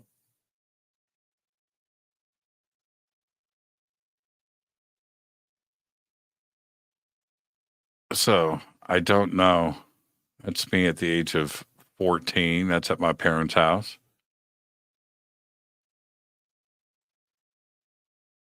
It's me in Halford again. Look at that. Wow. Holy crap. Okay. So there's Tony Iommi from Black Sabbath. That's one of the Bryan brothers, tennis player. Okay. So that's this is just a collection of stuff that's in a folder. I don't know. I thought there was some more stuff. That wow. The bass player for look at that. Wow. Look at that picture. That's wow. I'm trying to think where this was. Look at Dolan. He's got long hair. So that's Whitley Strieber. I've got a microphone. There's Linda and there's Richard. Richard's got long hair. I don't know where that was, but to see Richard, that's an old picture right there. That's old. That is Taylor Hawkins, the drummer for the Foo Fighters.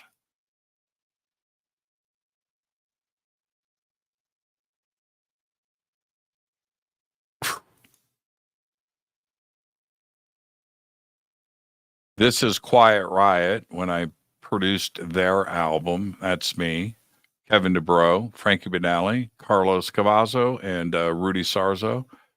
And that's all my studio gear there. That was taken in Las Vegas. But then again, that's me with looking for stuff without a goatee. That's wow. Yeah, see? Okay, that's enough. People can't see this. They can only hear it, and so it makes for bad radio. Let's see here. Georgia Constitution Media super sticker. Thank you for that. Thank you for that with no question. And there you go. Okay. Speaking of that, Lord, who had the good hair in your family? Everybody in my family was bald, including my dad. All of the memories I have of my dad from when I was a kid, he was bald.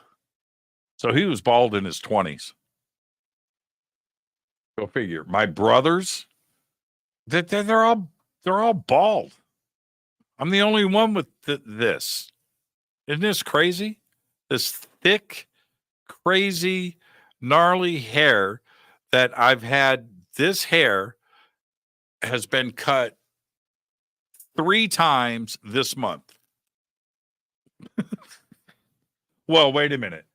It's July 18th. So in the last 30 days, it's been cut at least twice, maybe 3 times. Yeah, it just doesn't make any sense. It doesn't. That part of genes. Jimmy, do you like weightlessness? Can you swim? And can you keep your head in scary situation? If the answer to this is yes, why haven't you taken up scuba diving? I've thought about it, just haven't had the time. I've done a lot of snorkeling. I enjoy that. I do. Getting certified and all of that. But yeah, swimming's awesome. Swimming is awesome.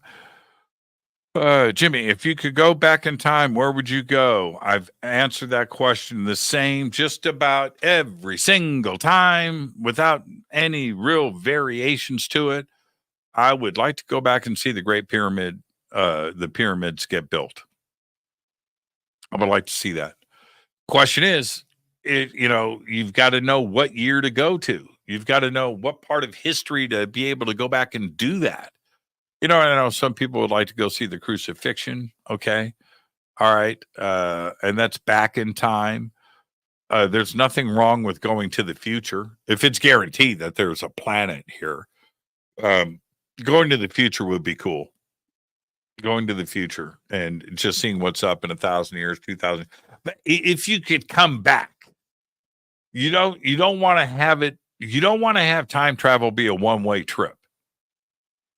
You don't want that.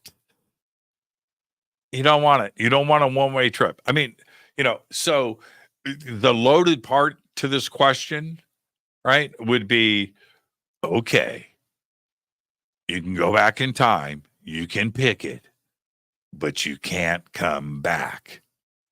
Now that's a different answer. I go back to the 1950s. I go there. I go to the 1950s. Go to the 1950s. Why? They have antibiotics. You don't want to go back to the 1700s, the 1800s, or before without antibiotics. That's a short lifespan. You get a cut and you die, right? You get a toothache and you die. You get strep throat and you die. That would just suck, right? They only had a lifespan of 30 years. You got lucky if you made it to 30. To have that's what's really strange with pharaohs and kings and queen or whatever, where we have a historical record of somebody living into their 60s or 70s. They were a king or a monarch or a queen for 60 years. That's the only person on the planet that lived that old at that time. That's it. Everybody else dropped 25 years old if you were lucky, 30 if you were lucky. So I would go back. If it was a one-way trip, I'd go to the 50s, maybe the 60s. 60s is pretty cool, but the 50s would have been a pretty fun era to be in. And you had antibiotics. But yeah, the 50s would have been pretty cool. 60, I would relive the 70s. Man, I would relive the 80s. Those are good times. Those are really, really, really good times. But if it's a round trip and I could come back, I go to the pyramids. If it's a round trip and I could go to the future, jump this thing out. Jump this baby out. Go 10,000 years. If man is still alive and we haven't been hit by an asteroid, there's, some worldwide pandemic, something crazy. We haven't been invaded by aliens, right? That humanity is strong and everything is cool in 10,000 years. You wouldn't know, but 10,000 years in the future and then you can come back. I would do that. I would want to go and witness where we are in 10,000 years. I think that would be really, really, really cool. Okay, next up, Ja Coben. Would you rather have the handbag or the pine cone? Question of the night. I'm going handbag. I'm going handbag on that one. I'm going handbag. Yeah. Going handbag. What is in that sucker? That's another time travel thing. You have the pyramids, right? But what, going back to Mesopotamia in that age and going back Tower of Babel, right? And the hanging Gardens of Babylon, going back to that era and watching those Anunnaki and the ham and what was going on. Same thing with Göbekli Tepe, right? Go back then and see them construct that. Or how about Sacsayhuaman? Going back there and watching them build that site, whatever you want to call it, those walls with those boulders, and how did they get that done? Probably just as interesting as the Great Pyramid. Yeah. Yepers. Okay, let's see what we have next. Just looking for all caps.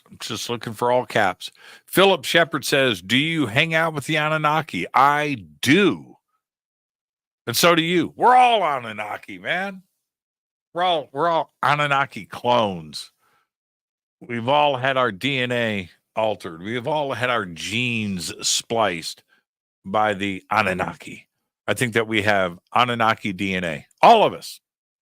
I know that's not the answer you wanted, right? Okay. Now, I only share stuff that is real and factual. That has happened to me. If something, I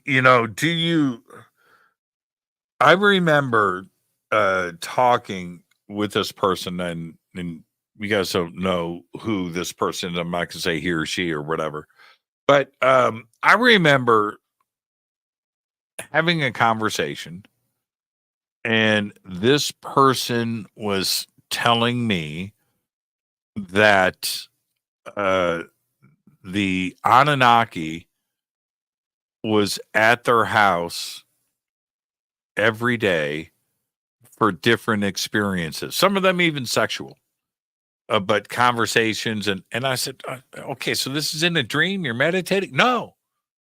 They come over and hang out.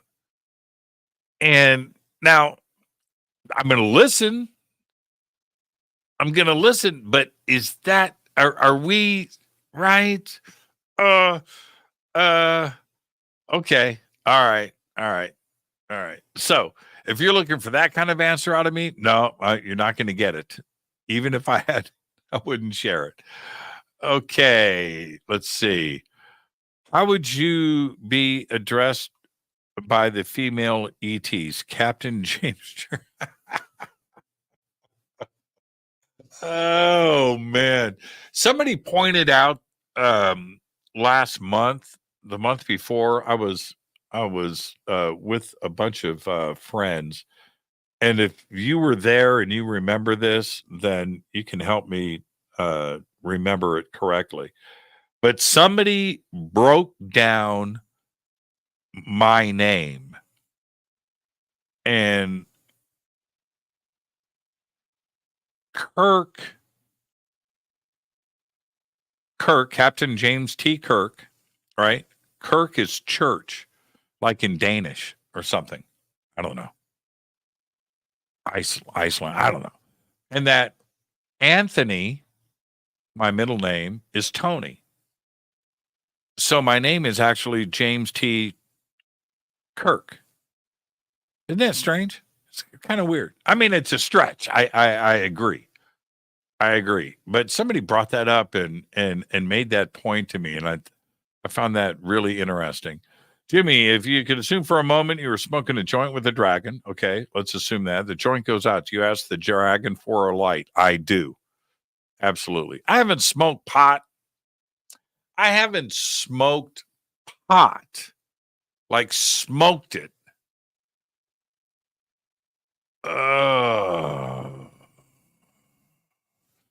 I'm going to say 2001, like right in there. So it's been 23, 24 years since I've smoked pot. Yeah. Now, and that's not entirely true. At a party at my old house, we were out on the patio. Everybody, there's like 20 people out there. Jimmy, take a hit. The pressure. I gave into the pressure. And I faked a hit and passed it just to calm everybody down. So I kind of tasted it. But no, I haven't smoked pot. 2001, something like that. Just stopped. No, not a big deal to me. I enjoyed it, loved it, but it was just weird. I just stopped. Jimmy, do you think it's your mom that's haunting your home? Possible. It's possible. It's entirely possible. Now, have I, and Jessica, you can ask as many questions as you want. You know that. And I am looking for that shirt that you asked me for. So I will, I'll see. I think I only have like 2X though. So if you want, I think I'll have to look. Anyway, I haven't gone and said, Mom, show me a sign. Oh, I just did. Mom, show me a sign. Is it you? Do the Zach Bagans. I haven't done that, but I just did. So I'll let you know if she sends me a signal. If she sends me a signal, Jimmy. Hey, Jimmy, been listening for 6 years and still haven't heard you shred guitar. Would love to hear your music. Now, you're listening to some of my guitar work every day on the show. Yeah, you just don't know it.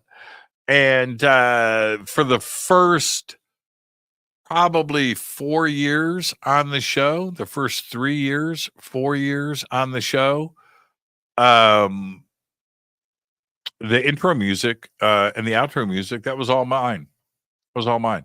Let's see. Can I play? I don't know if I can play something. And let's see. Let me see. Just hang out for a second. And let me see if I don't know if I can play. Let me see. Let me see. Will this play? You guys tell me if you can hear this.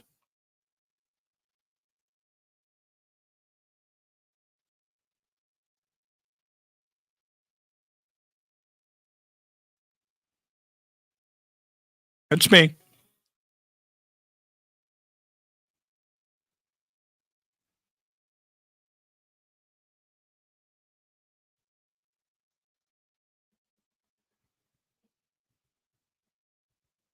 Can you guys hear that? I don't know if that's playing back. Can you hear it? Can you guys hear it? Just show me in the comments. No, can't hear. Okay. So that's because it's playing back in a different file. Okay, so let me see if I can do this. I don't know if this will play back as it. It only play a video file. Let me see if I can do it this way. Okay, let me see if it'll play like this. No. Okay, now. Okay, hang on. I can load music here. Hold on. Add music. Okay. So let's go this way. Okay. Boom. Done.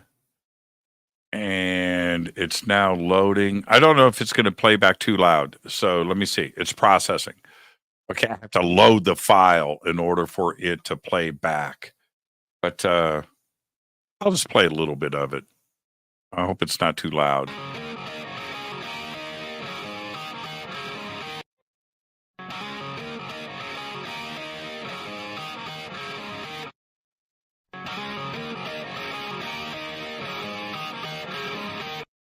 I played everything on this. Drums, keyboards, bass, guitar.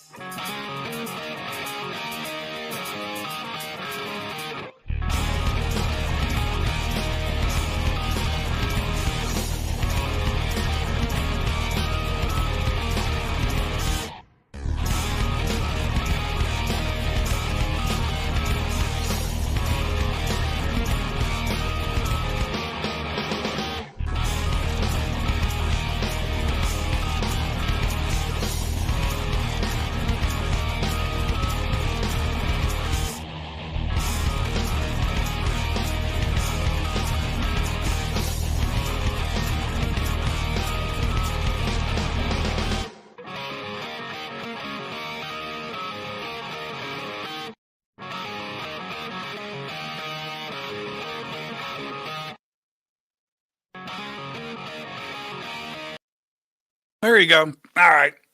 Yeah, I actually played the whole thing. So there you go. You heard it, beginning to end. I have other stuff too as well. I just grabbed that off of my desk. You have to import it, and that's a whole process, which we just found out about in real time. And so let me see if there's any other last minute questions, and then we will wrap this since we are already headed into overtime. Let's see. Let me go backwards. I'm at the end. I'm going backwards now. And if nothing pops up quickly, because I do not like dead air. Let's see.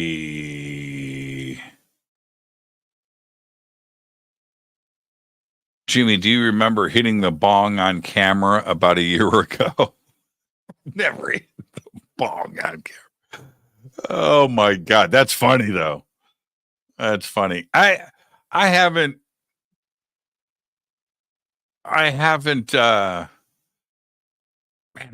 owned a bong. The female ETs addressed him as host Jimmy. I haven't owned a bong in a long time. How's Mr. Hobbs doing?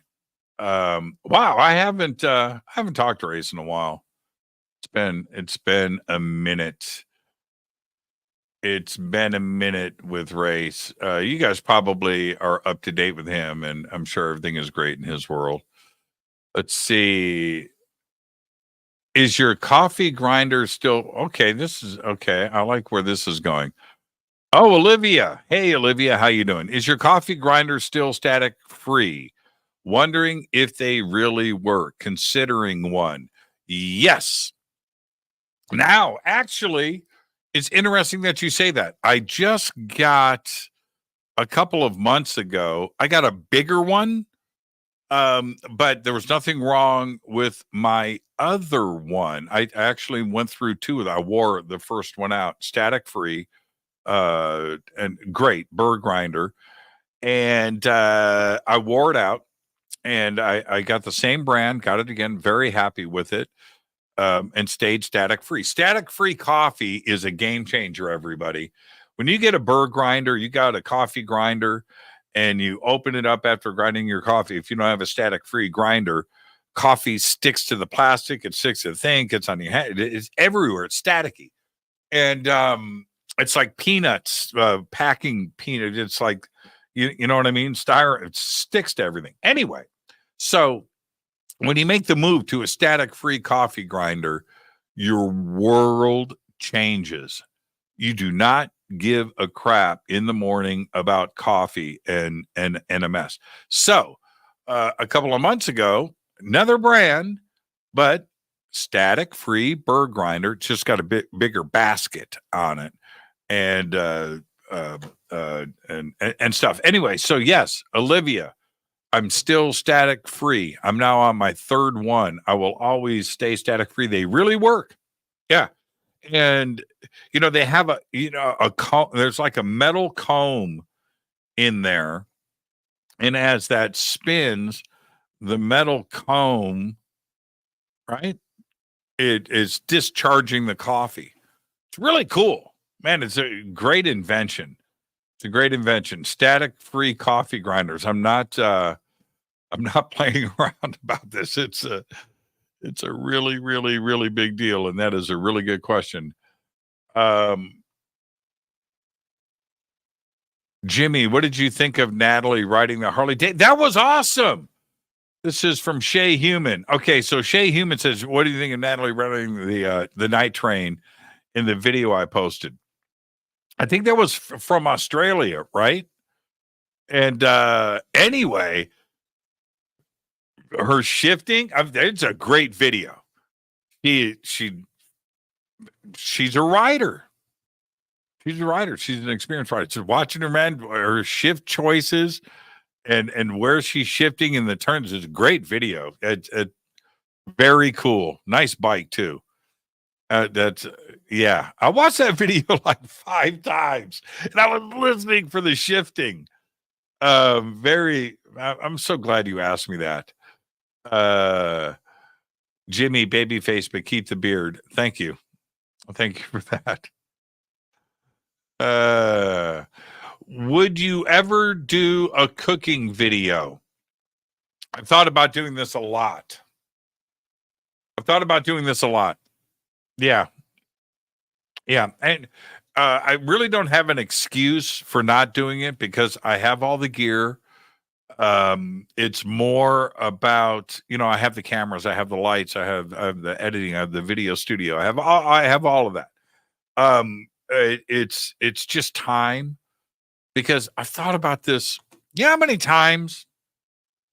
And I mean, I'm going to say I have probably heard 50 times somebody standing next to me while I'm cooking going, "Dude, why aren't you shooting this on video?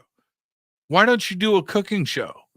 I've over and over and over and over again. And yeah, I would love to do it.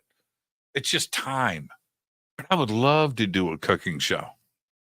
There was a time in my life I was so addicted to the Food Network and Bobby Flay, and all of the star chefs and all the competition shows, and I watched all of that. When are you on the panel for discussion with the Galactic Federation? Who represents the Galactic Federation? Like, for real. I'm not here to ruffle feathers, but that now to talk about the possibility of in the world of the universe, everything that is out there, is there a federation of planets and civilizations? Yeah, there has to be. There has to be. And if there is, think about how far ahead of us they are. 1 billion years? 500 million years? 1 million years? How far advanced are they? But I'm saying as a matter of fact that it has to exist at least in one part of the universe, if it's not in multiple parts of the universe.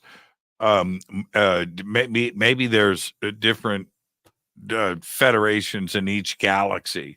Have they reached out beyond the galaxies to intergalactic stuff? I don't know, but that would have to exist. It would have to exist. So the conversation would be, I think that we eventually have to have on this planet, is what we would have to do to become a member. There's no reason for us to do that now. There isn't. Well, why would you say that, Jimmy? Because we're not interstellar. Jimmy, we have a secret space program with interstellar. Show me. Okay?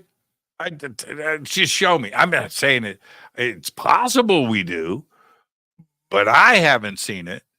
And it's not like I know somebody or I have a relative that just checked out going, I'm leaving on an interstellar mission. It's top secret, not supposed to tell anybody, but I split tomorrow and I'll never be back. I don't know if that happening, right? I don't know. But eventually we have to have that conversation when we are truly interstellar. And if we go truly interstellar, like we have an interstellar warp drive, space bending, space folding tech, and we're building that thing is out in orbit, and we are staffing that ship with people, and we're getting ready to do it, ET would know. And at that point, ET is going to come to us and say, okay, here's your application for the Federation. Right? Okay. Now you can apply, but we're going to vote on it and discuss it. It's kind of like NATO, and that's really the only way to look at it. Now would I sit? It'd be so many years in the future before something like that would happen. But if it were to happen today, would I? Yeah, they chose me. I would be a part of that. Dolan should be a part of it. Dolan for sure. Dolan would be a good rep. Stanton Friedman, if he was still around, would be a good rep for us.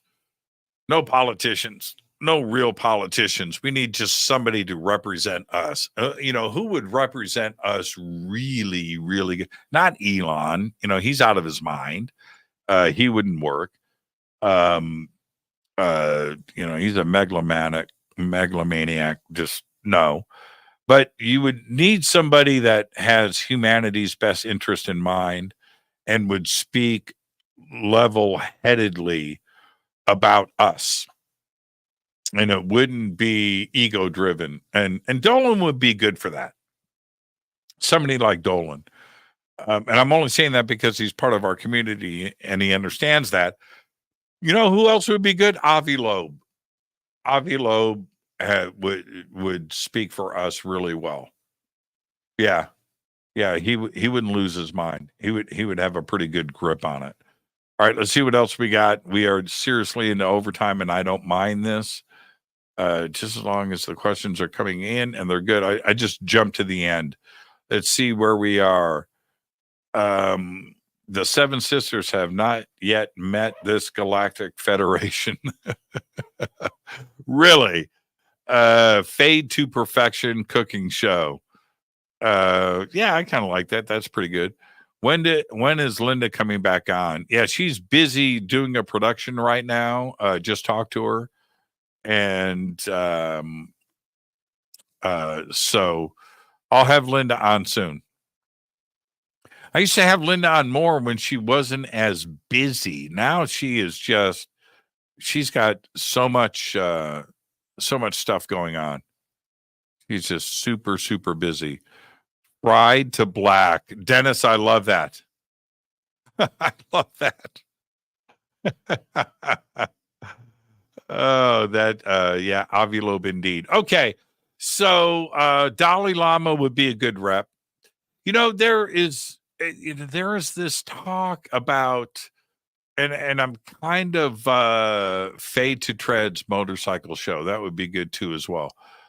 There is talk that Dalai Lama is saying that the reincarnation is over. And that he's going to be the last Dalai. I'm kind of sad about that. Because he's a really cool guy. Seriously, he's like a cool guy. And I didn't know that it would be up to him, or maybe he knows something that we don't. but the Dalai Lama would be a good rep. And I would say that the next Dalai Lama, the reincarnation of the next would be a good rep for planet Earth. Yeah. I would let him speak for me. I would. So with that, let's go ahead and wrap it. Thank you, everybody. I'll see everybody tomorrow night with Daryl Sims. Hopefully his internet will be back. And if it's not back, it's not back. We'll figure something out. I would like to do a show tomorrow night. Okay. I don't want to do 3 shows this week. I would rather do 4. This is Faded Black. Until tomorrow night, we'll see what's up. I'm your host, Jimmy Church. Go back, Lee Tappy. Fade to Black is produced by Hilton J. Palm, Renee Newman, and Michelle Freed. Special thanks to Bill, John, Dex, Jessica, Dennis, and Kevin. Webmaster is Drew the Geek. Music by Doug Aldrich. Intro, Space Boy. Fade to Black is produced by KJCR for the Game Changer Network. This broadcast is owned and copyrighted 2024 by Fade to Black and the Game Changer Network, Inc. It cannot be rebroadcast, downloaded, copied, or used anywhere in the known universe without written permission from Fade to Black or the Game Changer Network. I'm your host, Jimmy Church. Go back, Lee Tappy.